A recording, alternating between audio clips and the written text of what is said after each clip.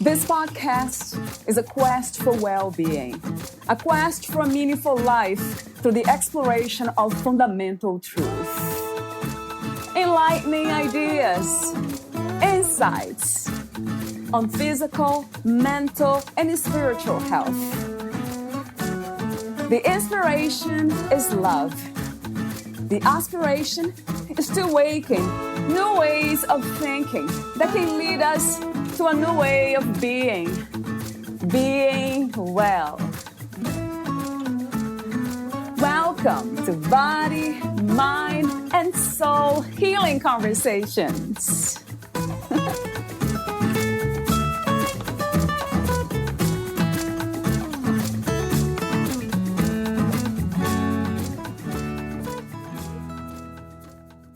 Effective meditation must lead the meditator to the heights of the infinite sky of superconsciousness and facilitate the plunge into the deepest ocean of subconsciousness and emerge the wiser. This way, our consciousness evolves. By Kamlesh Patel. Affectionately known as Daaji, is the fourth spiritual guide in the Sahaj Marg system of meditation, facilitating Heartfulness Meditation worldwide. Valeria interviews Anand Balasubramanian. He is a mindset coach, co-founder of Growth Coach, and speaker. At Growth Coach LLC, the driving force behind our economic engine is our commitment to integrating spiritual values and heartfulness meditation into life coaching. Leveraging over 3 decades of meditation practice and 25 years of technological expertise, we provide personalized coaching that fosters exponential growth. Our extensive network on platforms like LinkedIn, coupled with our emphasis on client success, allows us to create value that resonates deeply with business owners, professionals, and leaders across various domains. Our long-term vision to connect globally underlines our ambition to make a significant impact on the business world through spirituality-grounded principles. Meet Anand at growthcoach.co. Here's the interview with Anand Balasubramanian.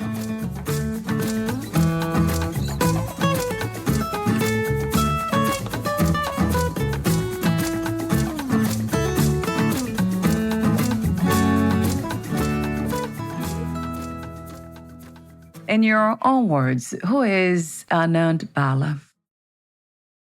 I'm a spiritual seeker first and foremost. Thank you very much for the opportunity, Valeria, for being here as a host and for me to be present here. In my own words, I would say, a spiritual seeker who also happens to be, an IT professional until a few months ago. I started off 30 plus years ago in the meditative practice, and I've used that day in and day out to have a wholesome, balanced life. And right now I've started just a few months ago as a growth coach, as a company called Growth Coach LLC, to take this knowledge that I've gained and this wisdom to be shared with the entire world. Through LinkedIn and through other platforms like Podmatch and other places. So that's what I bring. That is who I am as a spiritual seeker who also happens to be able to help others seek and find what I've been able to find by my own practices and from the guidance from my spiritual guides. Thank you. Yes, thank you for saying that. Sounds beautiful to me. So you mentioned being a spiritual seeker. Usually when I hear that, the question is, what are you seeking? But you did mention a wholesome, balanced life. I never heard it that way. So how would you describe that? And was this wholesome, balanced life that you have found? Exactly. Yeah, that is what, as my guide says, that is where we have other types of meditation practices out there. And everybody is trying to, what I would say in terms of seeking is trying to find ourselves, who we are, right? At the end of the day, that's what everybody's trying to find, who we are, why are we here, things, all of those questions. And the meditative practice is how I found that, when I say the balanced life, It's about the spiritually infused life that is in all of us. Might be like everybody's going behind having a peaceful life, or like having someone wants a lot of money, they want to be successful in life. But at the end of the day, everybody is also, the soul always tries to find peace, tries to find itself. And that is the deeper connection. And what I have found in my own experience, by experiences, right, by doing this on a day-to-day basis with meditation, is where I have found that there is a deeper connection and there is a spiritual infusion that happens. As long as we are unified in our approach of having the material and spiritual life together, like a bird that flies with two wings, we are good, we are fine. As long as we let one take over the other, then it becomes a problem. Then there is some imbalance and we are fighting it. And so that is where this practice really helps, where I have found that it's an exponential growth. So once you become spiritual and once you become diffused with spirituality through the meditative practice, you become meditative, and every action, thought, speech, whatever you do becomes spiritual and divine. And that is where I have seen that, and there is no end to it. What I have found by my own experience is there is no end to it, because guess what? Everybody is all connected. Everyone is connected, and it becomes an exponential growth. And that is why I call it an uncommon growth, which I want to kind of share it with others. And that's why, I am kind of here to talk about it. Yeah. Yes, yeah. That's wonderful to see. There's innate longing within human beings to find the truth and then to share the truth, pass that on. It's just truly beautiful to me. A question that came to me just in the moment was about a spiritual life. So we cannot really separate from that spirituality or that which is spiritual, right, Anand? Because that's essentially who we are anyway, or what we are, better saying. Yeah, you're right. Yeah, until we find it, we think we are separate, right? Until we find a spiritual mindset and trying to get into this practice, until we turn, as I say, inwards, right? We wouldn't know. We keep thinking we are different. That's why you see all this strife, all this fighting, all of this going on, because we think everybody are different. But the more we turn inwards is when we find that it's actually, guess what? We are all one. We are all unified. We all came from the same source, right? Again, as my guide says, that is for each and every person to find it for themselves, right? By doing it. So that's why he says, do not force it on anyone, right? So that's why we have to you cannot force anybody to just believe in what you're talking about, but you can take them on an experiential, that is why I want to offer this as a service to others. Of course, I need to charge and do whatever I need to make a living out of it. But I do so I have a free LinkedIn audio event that is coming up starting next week, where it's not all about money, right? For me, it's about building a community. So that's why we have that 90-day kind of meditation with friends event, where each and every day, the more we meditate together and we have a group setting, we will find that, hey, guess what? We are all one. We are all as a unified being. And that's why I wanted to offer that as a service for free through LinkedIn Audio as a platform. Yes, I saw that. That's the way really to do these things. You're right. We cannot try to change people around us. I remember doing that myself. The more I immersed myself into spiritual practices and knowledge, and the more insights I had, the more I wanted to share them with everyone. And my husband would be the first person because he's next to me. Yeah. And then I remember being very disappointed that he was not interested. Exactly. Isn't that interesting? I found the same way. Exactly. My wife, she's not interested in it. And she's like, I'm not ready yet. And I said, okay, it took me a while to realize through my guides, again, through the experience. He said, he never teaches all this directly. Everything is through experience. And then it's almost like, oh, you know what? I need to keep changing. I can't expect others to keep changing or others to like what I like. So I need to keep becoming a better version of myself. And guess what? And that only happens by practice and by giving it back, right? Giving back to others. But the more you do it with your own, trying to become a better person and trying to keep working on yourself, you find that it actually reflects on others automatically, right? You don't even have to try it. Then they see that, okay, this person is not just about talking. He's living his life according to the principles in a day-to-day basis. And that's why, and then it's about consistency. You can't just talk about something and not do it. You can't be a preacher without a practitioner. So you can't just get up on the pulpit and say, hey, do it like this. And then if you don't do it, guess what? Nobody's going to then your heart is not there. That's why heartfulness is all about having that heart as the center of that entire practice everything needs to start from the heart and end with the heart. And that is where this beauty of this practice comes together, because then you find that whatever you see inside and outside, then you cannot be an hypocrite anymore, because guess what? You are actually going to be talking what you mean, and you're going to be doing what you mean, and what you say and what you mean will all come together as an integrative approach. And that's what really makes it, a beautiful miracle of a system.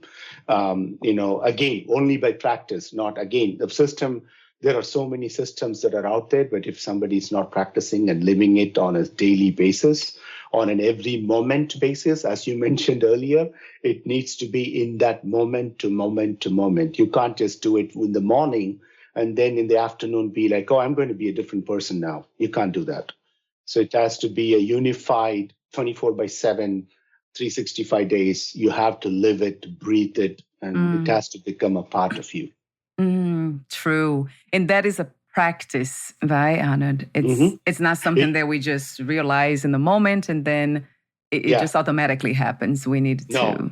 No, you have to work on it. You have to keep working on it on an every second basis, every moment basis. So it's like, that's what, again, it only comes with the practice. The meditation, as I talked about, is just a tool. All of these are just different tools, but you need to use these tools to keep changing, to become an integrated, self-oriented person. And then you have to first help yourself, right? Some folks might think, hey, he's only talking about himself. No, but I cannot help others if I don't help myself first. That's why when I say self, I'm talking about the lowercase s, become leading to the self-realization, which is the higher, the uppercase S. But that only comes by working on your own self and trying to become a better and better person, because that's when you realize that, oh, there is more to it. It doesn't end here. That's why you never think that you've arrived. Because as soon as you think you have arrived, it's almost like a stagnation. Then you don't grow anymore. That's true.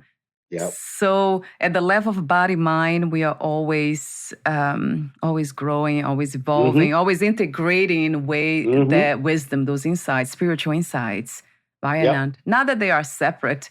It's just that it feels that way sometimes, doesn't it? It does. It does. That's why my guide says never, ever think you have arrived, because he says the goal, right, the actual human goal or whatever the goal of life, it's not a latitude, longitude. It's not a geographical location. And he has aptly named it as towards infinity, because it is infinite. Never, ever think, because as soon as you think I've arrived, you have the ego. The ego comes in and says, oh, guess what? I don't need a guide anymore. I don't need anybody. I'm there, right? You almost think that, I made it. As soon as you have that feeling of I have made it, the I comes in, the ego comes in. And then you think, as soon as that's the stagnation, when you become a lake. You're not a river anymore. You don't flow anymore. You are like a stagnating pond. You wouldn't feel it right away. Initially, you think like, when you have that feeling, you're like, oh, I made it. I don't need anyone anymore, right? Then you find that, guess what? Oh, I was wrong, right? Oh, I need people. Now I need them more. It's almost like you need them more than the guide himself, right? The spiritual guide. That's why he says, the more you keep growing, be more humble. Right, you need to keep going lower. You need to be like the dust, right? That's why they call, even in the Bible, they say dust to dust, right? That's where we came from. Never ever think you have achieved, you have come to that sky or whatever it might be. You need to be as the lower than the lowest. And then you find that it's a secret, right? Then you find that, guess what? The more lower you think you are, the higher you grow. And you keep up with that humble practice, right? You have that humility about you, and you want to be anonymous too. You don't want to your name. You don't need to be seen. You don't need to be shown, or no one needs to know your name really, because the work automatically. Then you become like. That's why I believe, like, completely. I've seen it happen through me, where I've become an agent of change. I don't even realize the work is getting done through me, because it's the divine work, the work of the divine being works through you. And again, as I said, not everybody will believe it right away. That's why he says, my guide says, never talk about it.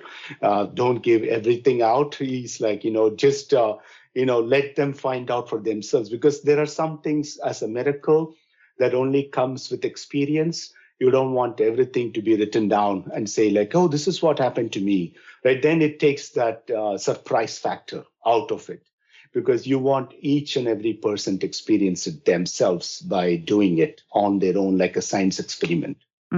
Yes, because it seems that there is timing for it. I noticed that some people are not ready. Right? They're not. Yeah, not everybody is ready. It's not, again, everybody's timeline is different. That is what we need to understand as the spiritual, whatever. I don't want to use the word guide, like the spiritual. I would still call myself a seeker, even though I'm still seeking. I still haven't found it. I never ever think I've arrived. But then I realized that, if I go talk about to everyone, everybody's not going to just listen to it and say, oh, I want to do that too.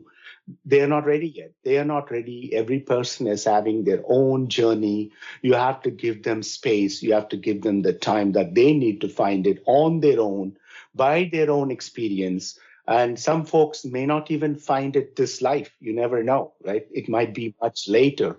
But again, everybody in his or her own time will find it on their own, and then they will be the seeker, right? It's almost like what is coming in that book, that great book by Paulo Coelho, Alchemist, right? Each person, that kid in that book, right? When he's seeking, he doesn't find it. He finds it, it's right there in his own heart, but it took him a long time to find it by himself. And no one could really tell him that until he found it by himself. That's the same thing. That is exactly the journey that I went through to find it myself.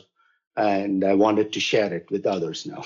Yes, there's so much beauty in that. I have to say that again. So thank you. Thank you for being open to life.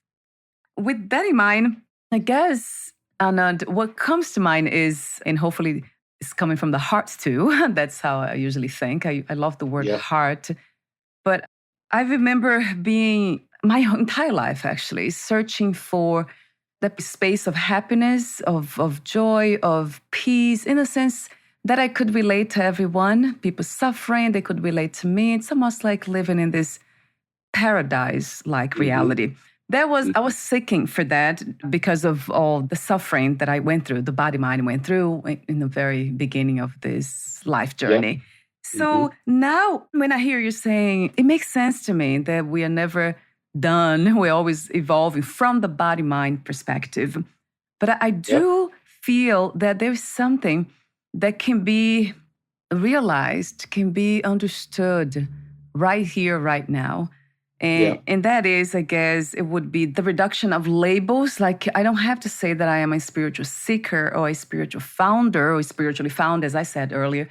It's actually, the more I think about what I am, it's really the I am only. It doesn't really require any labels or any seeking anymore. There's nothing to be found anyway. It becomes very simple, extremely simple, that truth. But at the same time, which is a very interesting thing, we have the body mind that requires more complicated, requires all this care. We have to eat, we have to sleep, and all that. And then the mind has to be taken care of too, the mental content and all that. So I guess the question is, how do we know the difference once we get to where you are now? You feel like there's something that can still be done, but it's basically done through you anyway. It's effortless. Yeah. And then versus something that, the seeker mind still trying to find something to make this reality perfect. I think that's what I was trying to do before. I was under the impression that once I realized the truth, everything would become perfect, my circumstances. And it didn't happen. So here we are. And it's still the same. I have realized some deep truth, but it doesn't look different, which is very interesting to see. I don't see that. It's just the way this body mind navigate this reality. It's different. There's a lot more peace, quietude, but it's still the same. Yeah, that was the question. How do we know the difference between being humble, knowing the truth, letting life just do what it does through us, and this longing for something else, to make this reality actually more peaceful and happier? Yeah. So again, your question is how to find, so the difference. Yeah. So what I have found, to answer that, what I have found is when I take myself away, right? When I actually take completely, as part of the practice, after I've completed the practice, as part of the practicing the meditation and everything that I'm doing, I have found that I have basically, I don't even think I have removed myself as an identity completely away from this, right?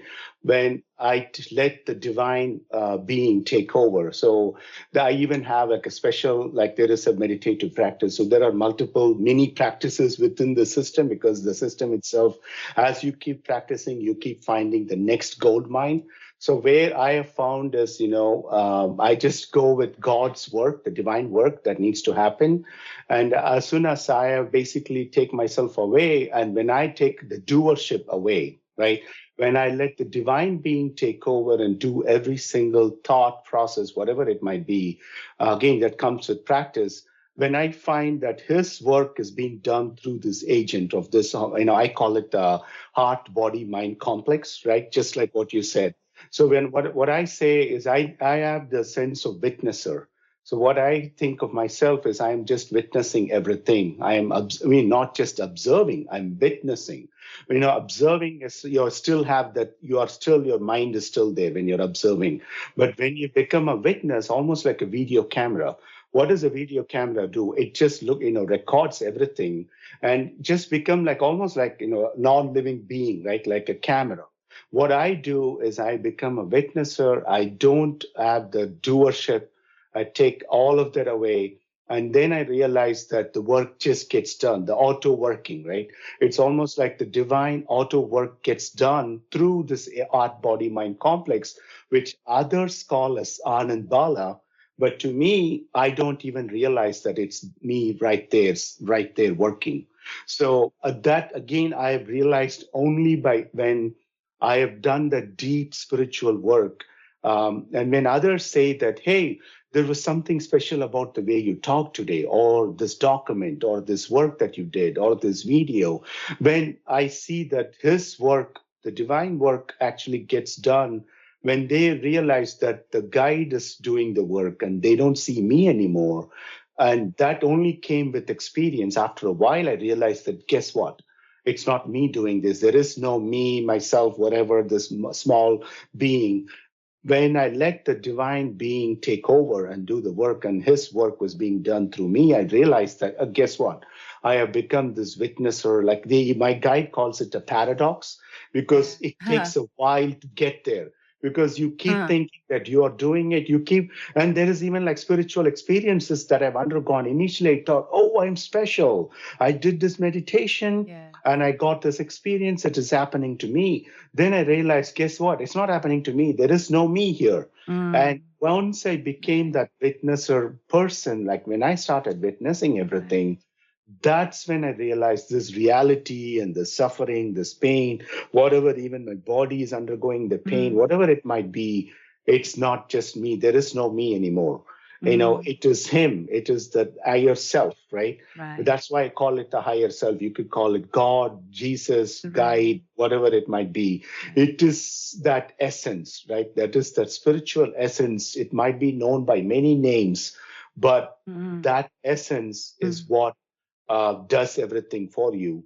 And it's doing it through you. And it is also experiencing the life through you. And that is when I realized that life happens. When I really understood that statement, life happens for you, not to you.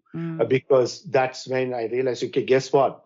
There is nothing to be complaining about, because none of this is belonging to me. And I don't really even exist here, because it is that divine being who is just, getting through this life through me, all these sense organs and whatever it might be. And that is when the meditation, even more, I was able to get deeper, because I was able to understand even more deeper that, oh, this is exactly why he said this, right? Whatever teachings I read in a book, it became true to me, because I was able to practice it and realize, and I was able to get to the next level.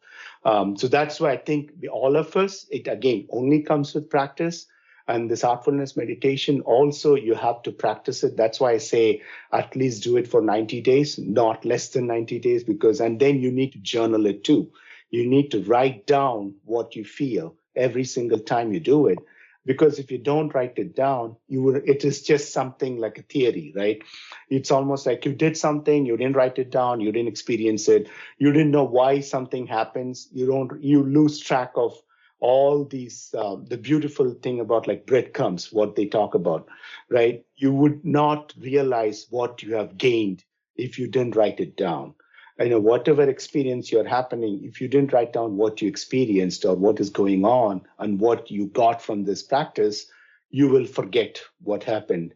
And that's where I think that's a long explanation to your question, but I will end it there. I hope that explained it. Yes, it very much does. Very much does. Especially the part of not finding the me, the fixed identity that we all think it's here. Yeah. For me, it just has been incredible to realize that I'm not the body and the mind. Yeah. It's interesting realizing what we are, which is eternal, infinite, limitless. And then we think about the body mind. It's obvious that they are limited. I mean, it's finite. So that's when we know. But it's not really a knowledge that comes from the mind, right, Anand? It's beyond, It is beyond that. Here I would like to, it is much, much beyond that. So the mind, body, all of this, everything that we think that mind, we are this, we are body, we are mind, and all of that, it goes beyond that. And there is even, at this point, I want to just, mention like a supposition or like a mini prayer. This is what we usually do. It is antarik. It's a Sanskrit word meaning interior, like internal. So here, this is one type of practice I do, in which I say, I radiate this thought from my heart, where I say, "Oh, worshipful Lord, thou art the one and only all-inclusive. Neither I, nor this world, nor this embodiment exist. Only thou art all-pervading." So that, when you say that, and you do it, you have to practice it. You need not just saying it, you need to sit in meditation for like 10 to 15 minutes after you say that, and then write down. Again, not right away, take some time. If you keep doing this practice, you know that, guess what? There is no Anand Bala or Valeria or anybody for that matter. Everybody that we think that human beings, like all of this goes back to that single essence which has taken all these forms right from the beginning of creation until now. And it's that divine being. It is that divine being whose existence, and we are not even there. We find out that through experience that it is just him, or I don't want to use the word just him as God, or like his, not like an actual tense for it, like not to sound that male or female or anything like that. Just call it the divine being, right? You find out just by what I just said that, oh, guess what? There is nothing, there is no heart, body, mind, whatever senses, none of that really matters, because it is much deeper than that. And it's just that being that is there, who is actually available, who's present, who does all the work through me, right? You don't even want to say the word me, because it's just, it is just work happens. The life happens, work happens, and you become a witnesser of that. And then it becomes beautiful, because then you're finding that you're able to do much more, because then your limitations are gone, because when you realize that that's the actual Lord or the work, the divine who's doing the work, guess what? You can do much more. Yeah. It's not, there is no limitations anymore. The limitation is gone, completely gone. Wow. Yeah. Yes, a billion times to that truth, right? The limitations are gone. When it comes, when we see from that perspective, yes, consciousness, pure consciousness, or you can, I don't mind using the word God. I usually, these days, I like the word universal more than personal.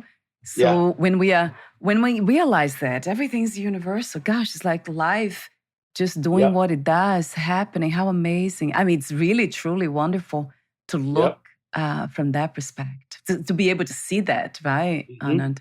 Exactly. You're right. Absolutely correct. Yep. So that's beautiful. I love this. I mean, I love any practices or anything that can lead us to this realization. And then I love the name, of course, the Heartfulness practice. I have heard it before. I think you interviewed somebody about this, but I don't recall exactly. So that's amazing. Yes, it's truly beautiful. I have, I would say, devotion for this, any practice, anything that can lead us to this kind of clarity of being, right? It's really being able to, it's interesting, being able to be, which doesn't, for some reason, or for the reasons that we already know, the body-mind gets in the way, and then we ended up doing more than being. Or even talking more than listening, that. So let me see. Anand, there's something else. I would love for you to talk a bit more about your spiritual guide. I have his name here. I hope I can pronounce it correctly. Kamlesh Patel. Yeah, talk to me about him, how you met him. And I think he's also the co-founder of growthcoach.co. Is that correct? So my spiritual guide his name is Kamlesh D. Patel, and he is the fourth in line. So he is this system goes back to 1873, so it's exactly 150 years old. So he's the fourth in line of the guide, and actually in the human form, I haven't met him yet. That is like a surprising thing, because I haven't met when he took over in 2014. When the third in line, that guide, passed away, so he took over in the year 2014, and I've been in his presence. When I say not physically met him, I've been in that same location, physical location and all that, but I've never gone nearby to meet him physically. But it was not even necessary, because his guidance is so much great that you don't even have to meet him in person to go and get all this guidance that I've got from Kamlesh Patel. It has happened over the past, I would say, like 8 or 9 years since he took over. And all of that has happened without even speaking a real, direct word. I've exchanged emails, but it is all that guidance has come through practicing, through the meditation.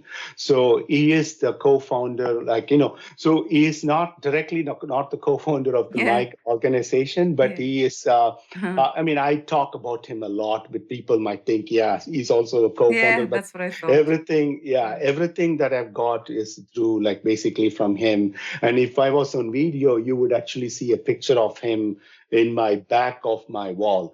But Growth Coach LLC is the company. The growth coaching is what I've started, and he is the one who started this heartfulness.org. It used to be known by a different name, but he changed it to become much more visible globally, because he said, what, heartfulness is what we are all about. We do the meditation on the heart. So let us call it Heartfulness Institute. So it is actually on LinkedIn, and there is even a website of the same name, heartfulness.org.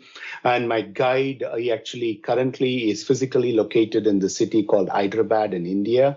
And I'm actually going next month in late September, to be in his presence to attend his, birthday celebrations that happens on September 28th. So that is, is everything that I've got, and all this growth coaching and that I just started a few months ago. He is the architect behind it, even without saying a single word. The work just happens. And I've seen so many spiritual signs since I've started, and the work that happens again automatically, and the help that I'm getting from others again automatically without even asking for anything. It is happening. And that is, I'm really grateful for his guidance and teaching.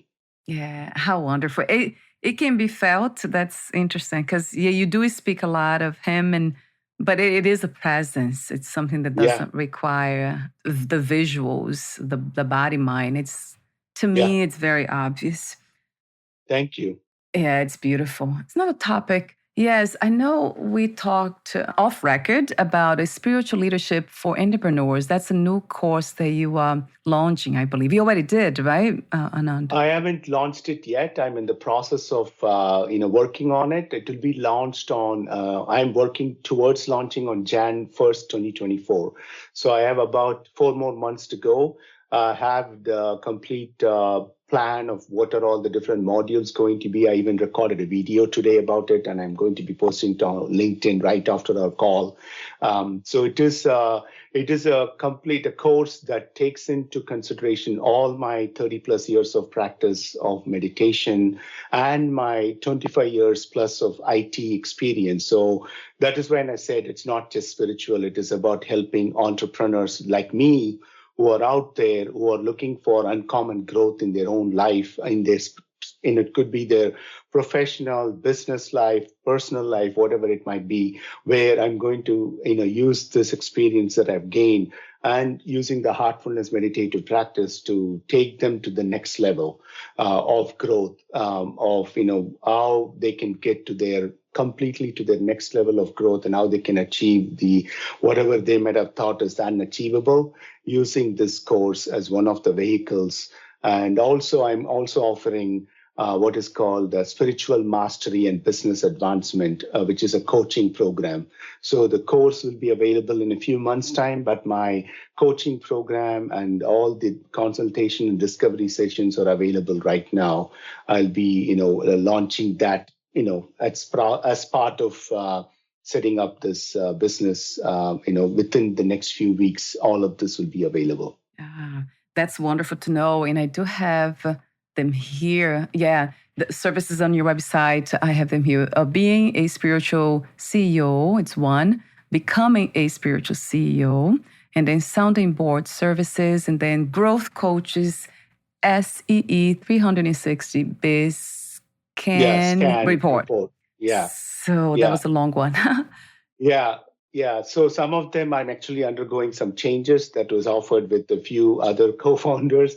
But there will be all those services, and the spiritual leadership for entrepreneurs is similar to the becoming a spiritual CEO. So that is the course. Again, everything is underpinning. Heartfulness is like the underpinning, method or essence of it, to help them to take it to the next level. Yeah, that's something else that it can be felt. That's the foundation, it's spirituality. So I love the title, Heartfulness, how to put your heart into living. Because it's interesting. It feels like we are already doing that, but it's amazing how we let the mind take over a lot of times. And you do say that in that article, you say it is in the stillness of the mind that we perceive the heart with clarity. So that's why meditation, mindfulness should come first, right, Anand? I mean, I love the idea that heartfulness should come first, but talk to me for a moment about that, mindfulness versus heartfulness. Yeah, so where they differ is mindfulness is about, it always talks about mind being the first one, or the, topmost being within our life. We give too much importance to the mind, right? Where actually the spiritual truth, once you find out, is there is what my guide calls it the heart-mind complex. So what really happens and where the mind can expand much more than what we think it can do in mindfulness is when once the mind actually rests in the heart. That is what happens in the heartfulness meditation, where we actually suggest that my mind, we have even called what is called a heartfulness relaxation practice.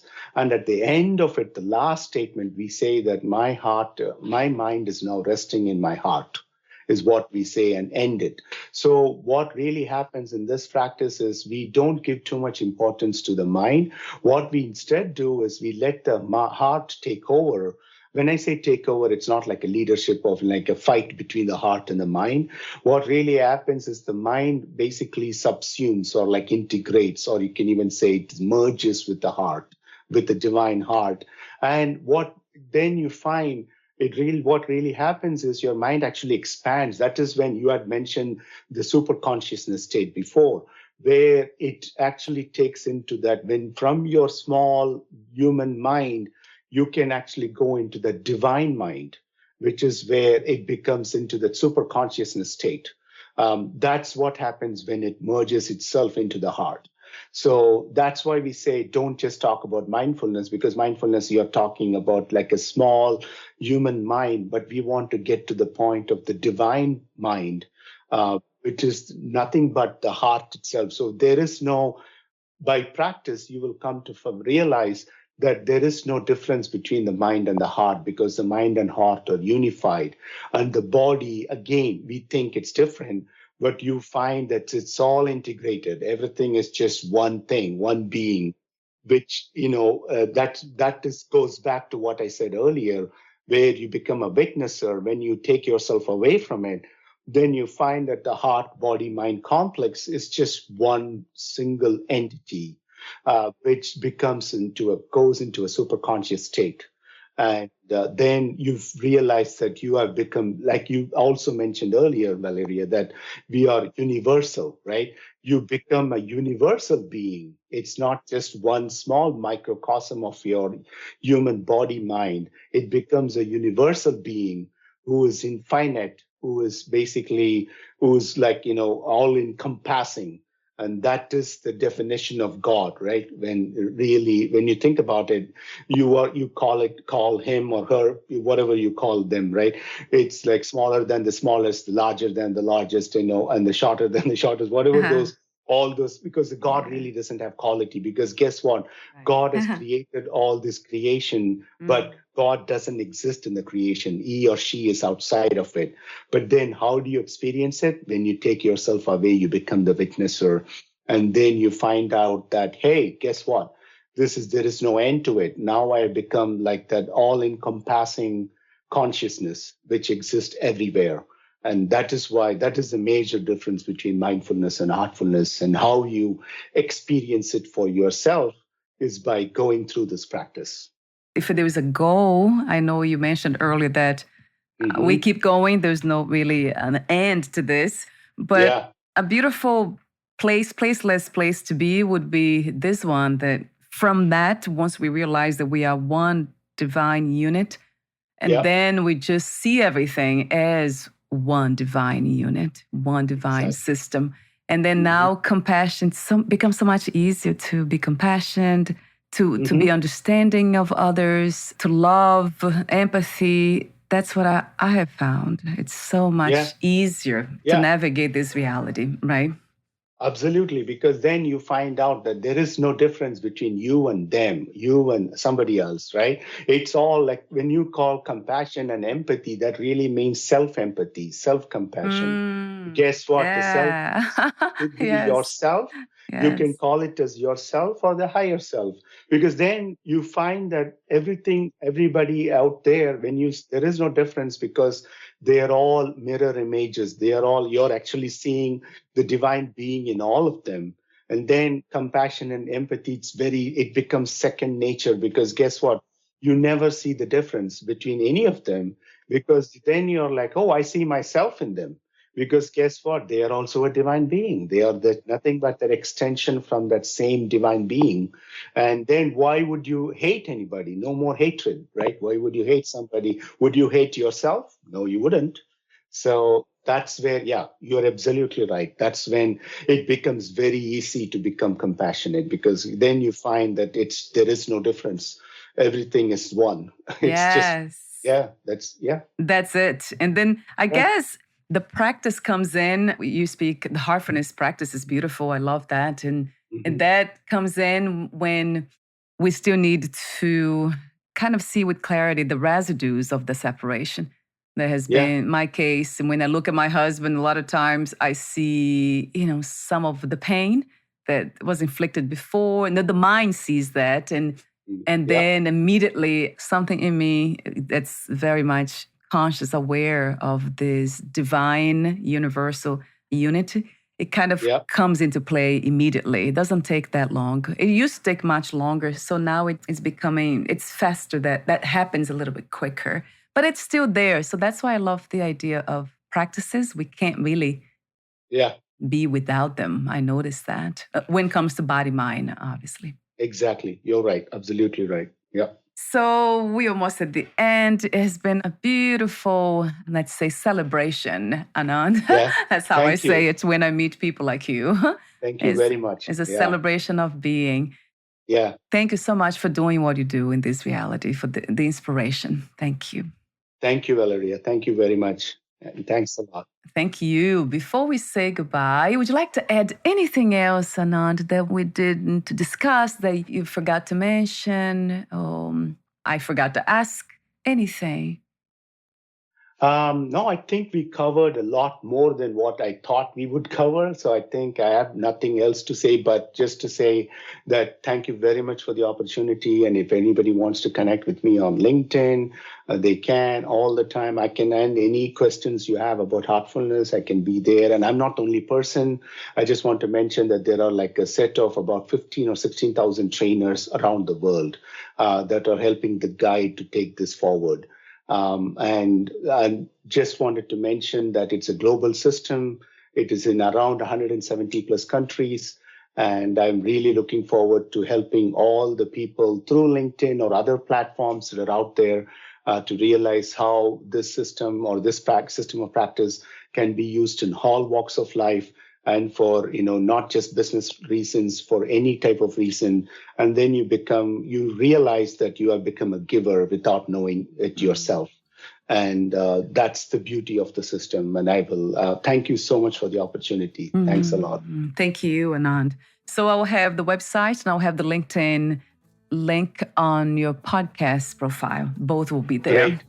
Okay. Thank you so much for your presence. We'll talk soon, Anand. Bye for now. Thank you. Thank you so much.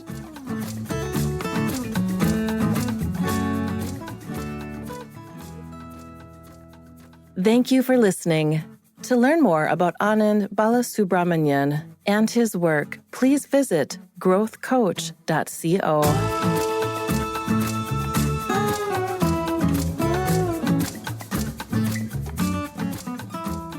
To learn more about this podcast, please visit fitforjoy.org/podcast.